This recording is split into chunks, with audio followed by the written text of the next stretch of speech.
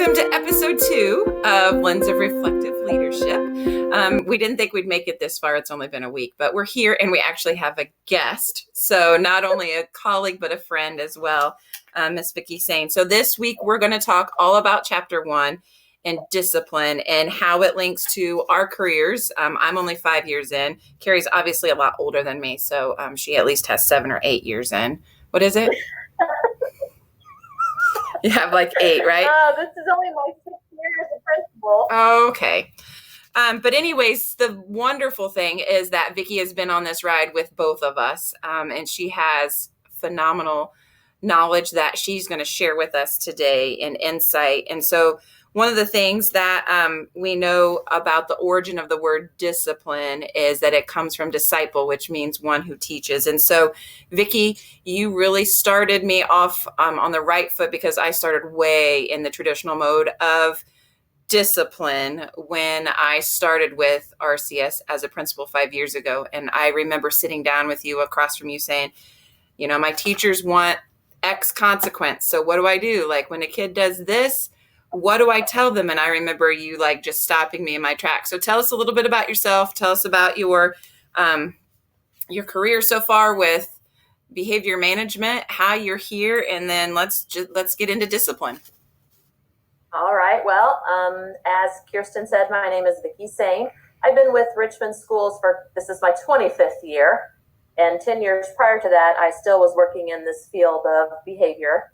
So I've worked with all ages, literally from preschool through geriatric populations, and worked with individuals that have difficulty managing behavior. So I was introduced to Dr. Desautels' work about 2017, I think. Mm-hmm. And it was an aha moment for me.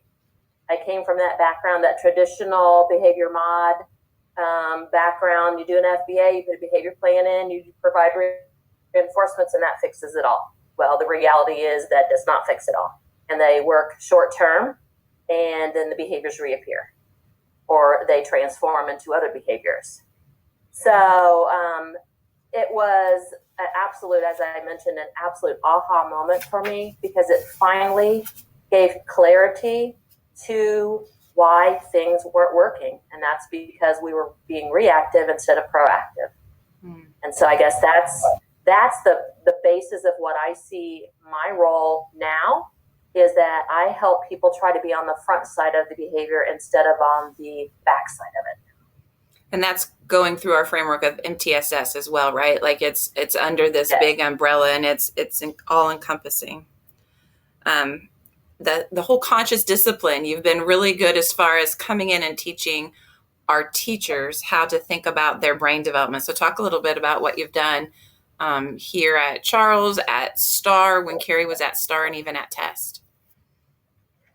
One of the best things that I get to do in my job is actually teach kids more so than adults, although I have done that as well. The kids are much easier, quite honestly.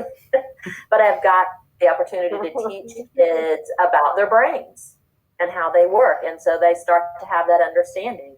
And I spent a lot of time in a lot of kindergarten, first grade classrooms. And what I want people to understand is that these kids get it. They understand, and they start to put it together. And that's the amazing piece of it for me. And that's where I feel the most fulfilled, in that these kids are getting it. And, you know, the other piece, which we haven't even scratched the surface on at this point, is the relationship piece. And so when you have relationships with kids, there's not a whole lot you can't get done, really. Mm-hmm. Yeah, I would agree with that. Well, Vicki, I wondered, so, you know, as we delve really deeply into connections over compliance, and we're looking at this very first chapter, I want to then pull your thoughts out about how that shift and that focus has moved much more deliberately towards adults. I think somebody that's been in the field as long as you, that's not a shout out to your age, because I mean, Phyllis already called me out as being super old. But I do want to say that, I mean, here's where I'm struggling the most, and maybe I'm jumping over it a little bit quickly. she spends a lot of time in the first chapter talking about how much it is about adult and adult brain states. So how has that shifted or changed, or has it, over the span of your career? And then maybe offer a couple of words of wisdom for principals like Phillips and I, who are delving into this book and this study and really starting with adult brain states and adult connections, and connecting it to discipline with kids. I guess one of the biggest things is, one of the things I didn't mention is that I'm also a CPI instructor. And so part of that course that I've been teaching for a long time talks about an integrated experience and understanding that what one person does influences what another person does, and back and forth. And so, again, I was able, through Dr. D's work, to go, oh, wow, that also means for kids too. And so then looking at, we are always hyper-focused on the kid and what they're doing. And what we've missed is the triggers and the things that the adults do to get the reactions from the kids. And sometimes it's very innocent, and sometimes it's not. I think, we have kids out there that are so easily triggered, but I also believe that we have adults that are really good people that trigger. So I think it's a back and forth. And I think until we have adults that understand their role in how that relationship works, we can work really hard with the kids and work with them on learning new skills and everything. But until we have adults that understand that same premise, we're not going to get very far in changing whole buildings, in my opinion, anyway. Phillips, how does that change your dynamic when you're thinking about this book and working with teachers? Right. I have an answer. I want to hear yours first, though, so I can borrow it. Oh, okay. So I keep jumping back to this quote from Dr. D. What kind of world do our students inherit? And so she dives a lot into ACEs. And I know we've worked with ACEs with our staff and looked at our own ACEs. And then Vicki and I did a training with our staff last year about this time, where we told a kid's story. And it's just all of the ACEs that are just there before the kid even hits the door. And I am fully aware that I think our mind shift has happened. Our adults are hearing our kids' stories, but now it's making sure I continuously hear that adult story as well, because if they're not regulated, they're not going to be able to regulate any kid in front of them.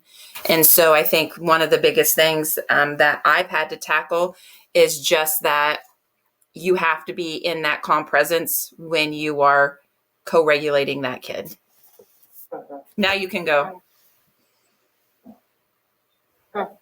Well, I was thinking about it in relationship to some other stuff that I had been reading over break.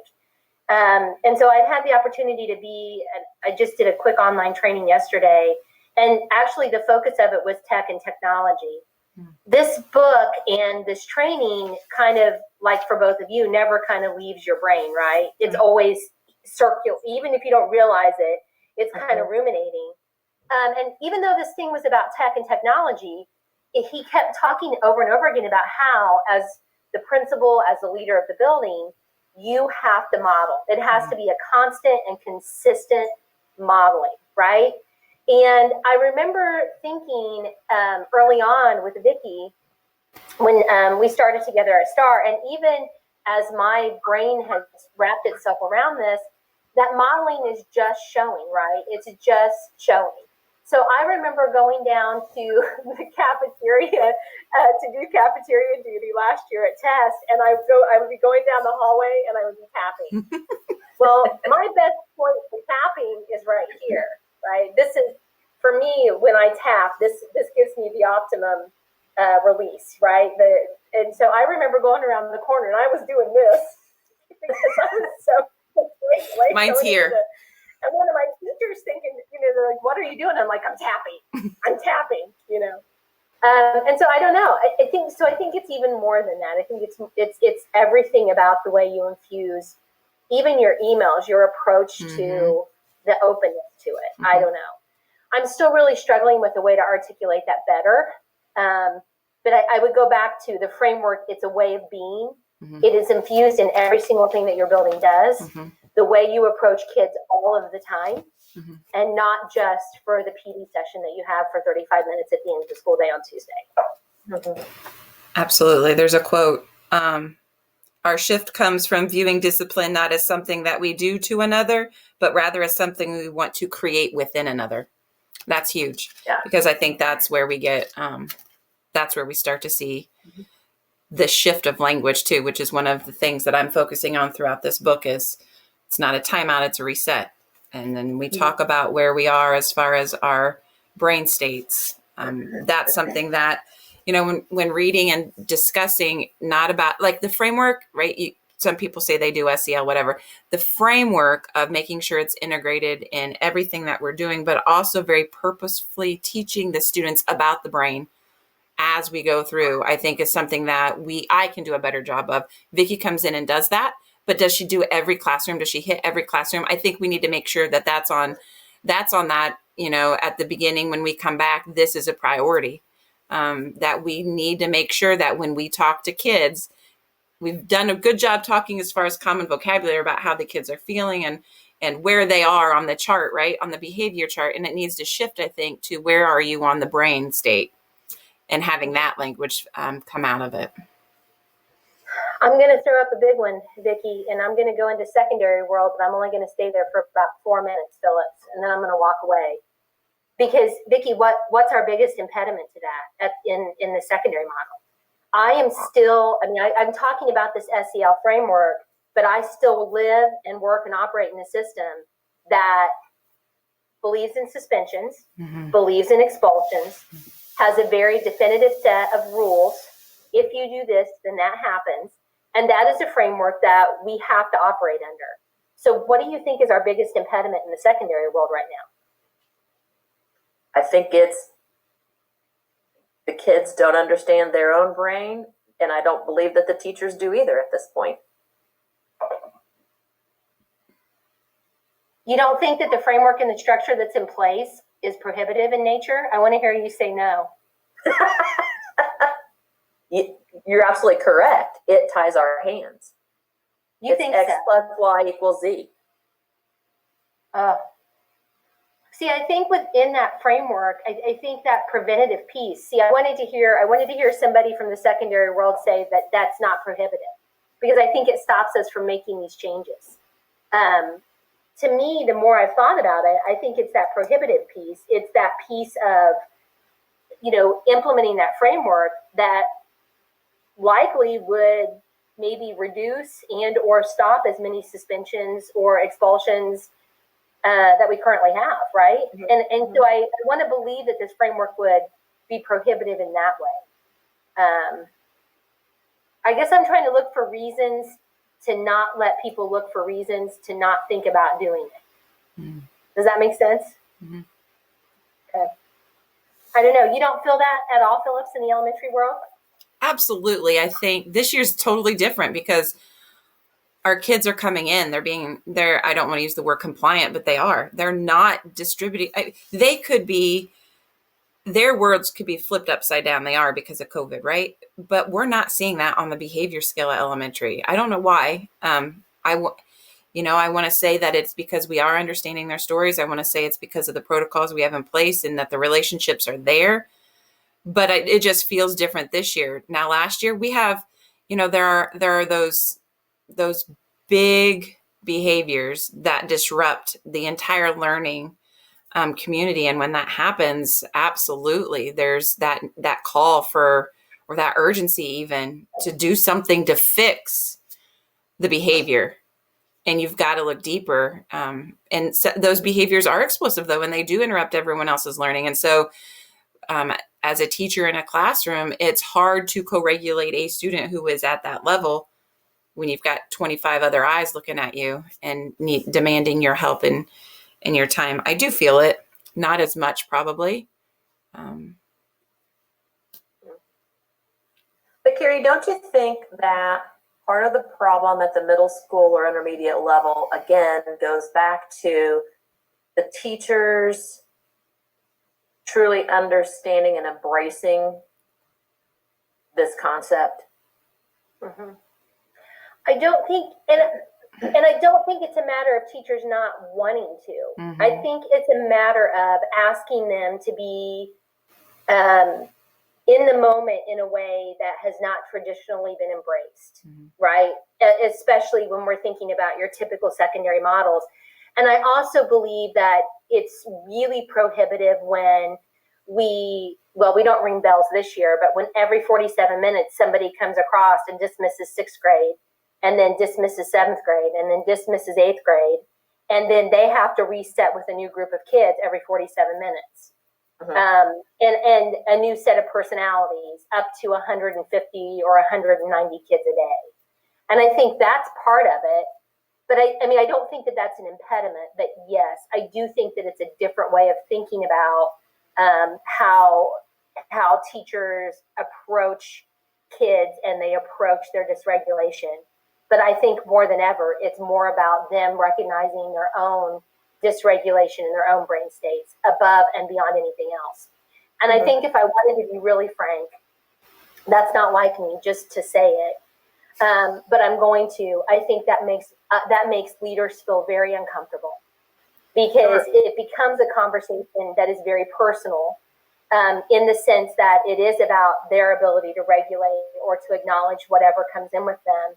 In addition to, again, that implication, and I think we talked about that in our first episode, that implication that they're doing something wrong. It's not about doing something wrong. It's about gaining an additional awareness. Sure. And I think that's the difficult part. I don't think that we're comfortable doing this yet. That's all. That's what I think. I agree. The other thing too, years ago, I did training for substitute teachers, and they would want me to talk about behavior. And I would reference the fact that our kids come to school. Now, when I first started, I would say with a carry-on bag, and in that carry-on bag is all of their stuff.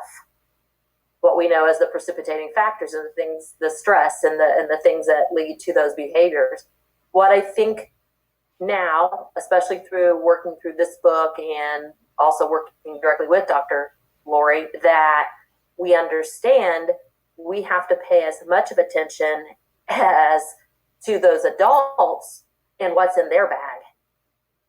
Absolutely. And part of that's hard because it comes from they have to be willing to allow themselves to put it out there. And that's very, very difficult. Well, even as a mom, my kids are 7 years apart.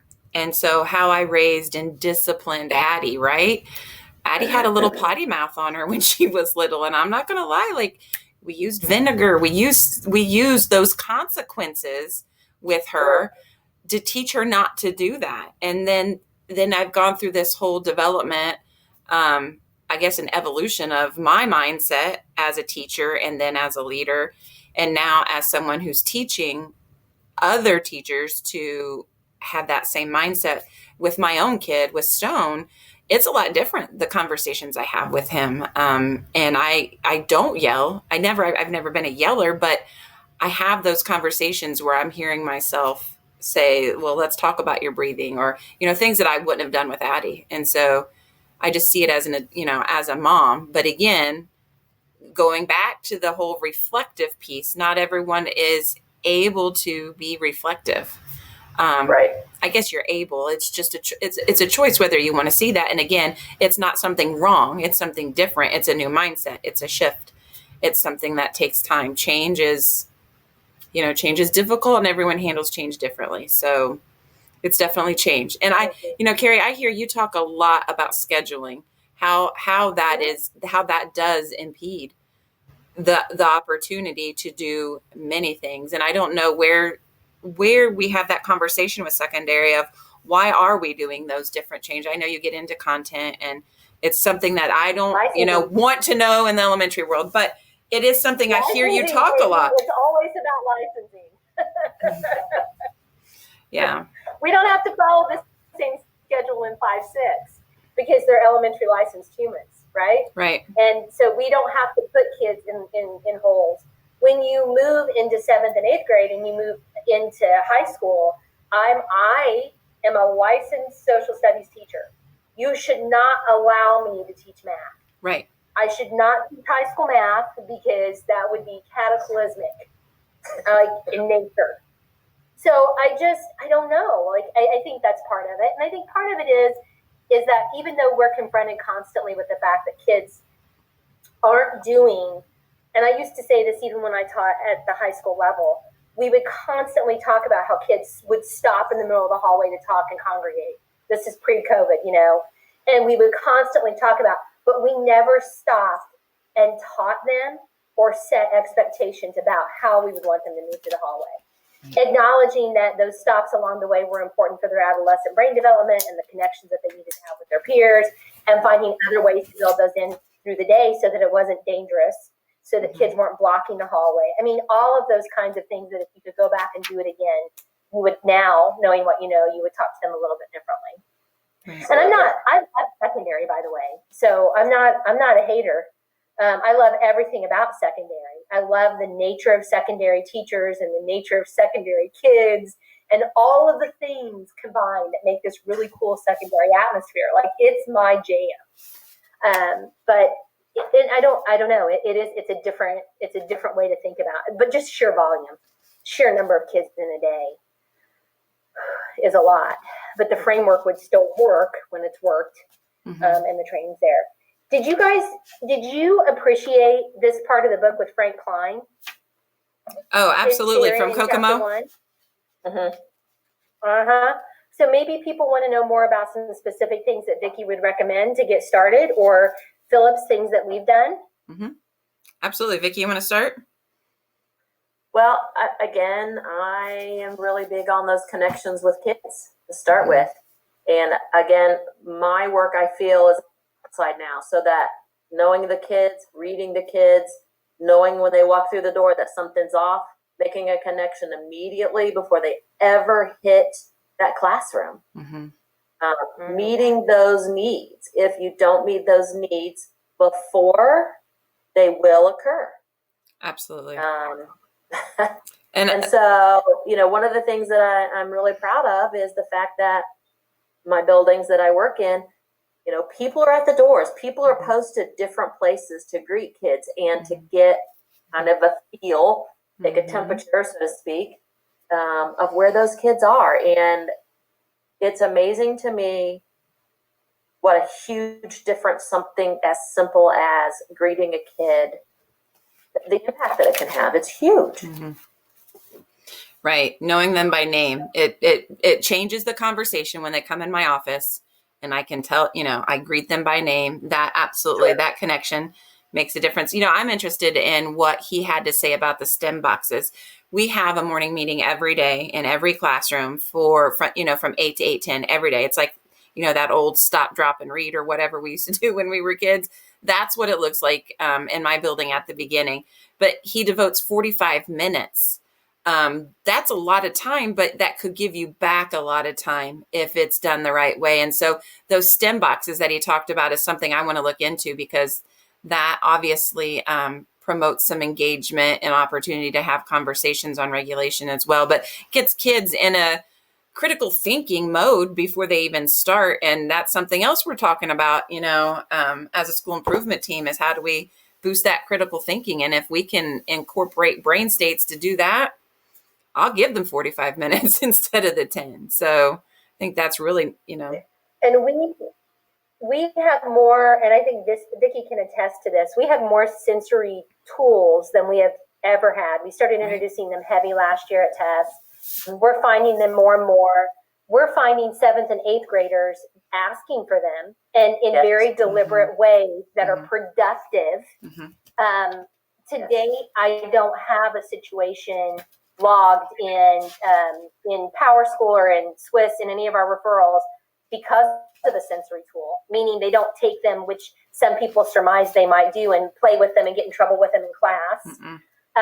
They've been using them very well for those that have been introducing them. We put a punching bag in the back office, and we have punching gloves, and we have an opportunity for kiddos to work out some of that aggression as a tool. And of course, a lot of that has to do with somebody's training them how to stand So their posture is a certain way and they're hitting the bag a certain way. It's not just a free-for-all, go for it kind of thing. We always have sensory tools ready to go when kids are sent to the back office for discipline or discipline referrals. And so we've managed to incorporate that in a very good way, similar to what Frank talked about, but probably not with as much dedicated time, Right. As Frank discussed here. It's a good thing to think about. Absolutely. The amygdala reset stations in every classroom have been, over the last couple of years, they've gone from toys to tools, which is a good thing. Kids are learning, adults are learning how they need to go. Well, ladies, we tried those, but we're not quite there yet.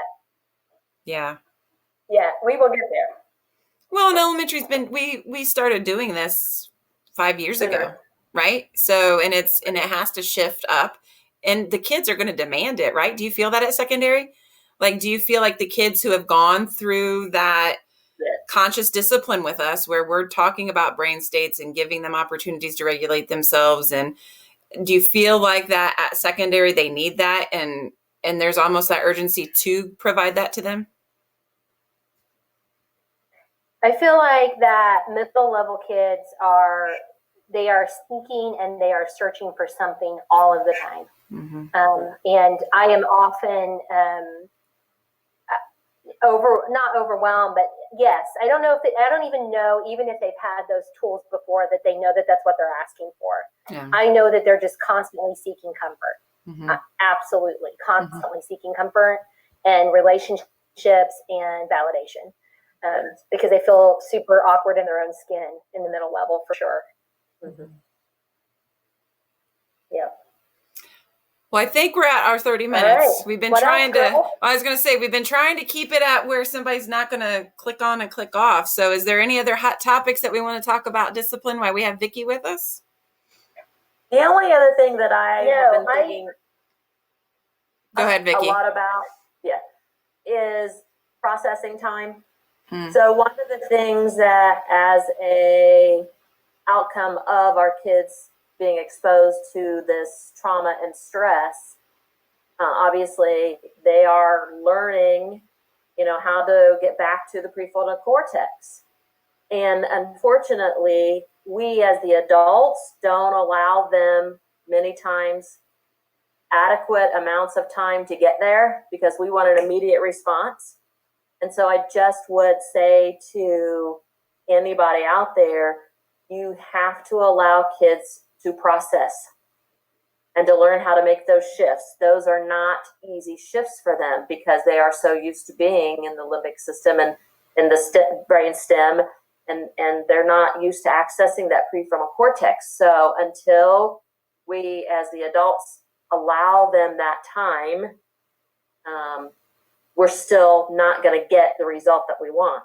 And it just takes time. And I just think that's really important for us to think about. Unfortunately, kids are seen as being defiant because they haven't given the adult the response that they're looking for in 30 seconds or whatever. And it's just not going to work that way. Kids have to have that time to process. And it's not defiance. They just need to process, give them a chance, and they'll make the right decision. And that, I would say too, that as you're saying that, I'm reminded of something that I would do and I was able to do because I had so few teachers at STAR. And that was to give teachers that time too, right? Right. So because we often also, as a principal, I not only want the kid to resolve the issue, but I need the teacher to resolve the issue too, right?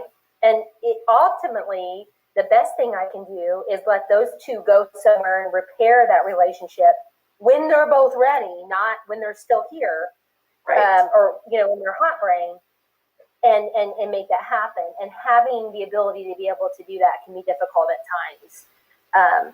But our focus is shifting more towards allowing for and modeling. So in our building, we've done a decent job of having those weekly kid meetings and talking about the things that matter the most and putting things in place for those kids that are experiencing trauma but we have yet to be able to bring teachers into that, and bringing teachers into those conversations and allowing teachers time to repair with kids has to be the next step for the framework to move forward, I think. Mm-hmm. Yes. I think that might be the key to secondary. Mm-hmm. Well, and I think that's a need in the elementary as well. Yeah, absolutely. As soon as that came out of my mouth, I'm like, you're an idiot. It's probably K through 12 to be exact. It is. Absolutely. It is.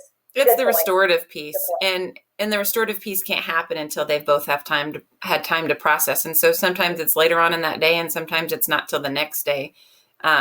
Making sure that they have processed it before you bring them together and repair that.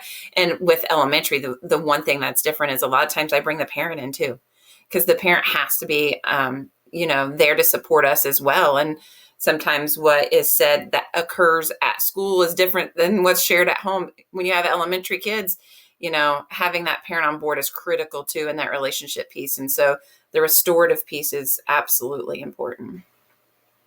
And I think our best principal, Jamie Thomas, recognizes that too. And you would not believe how often our parents are involved now in our kiddos that are on our check-in, check-out list. And I mean, she has a very meaningful and purposeful dialogue with those families and is bringing them in more and more so that they're part of the understanding. Because some of it is also helping enable them to use the same words and the same framework at home when they're willing in order to bring their kids out of those brain states, for sure. Right.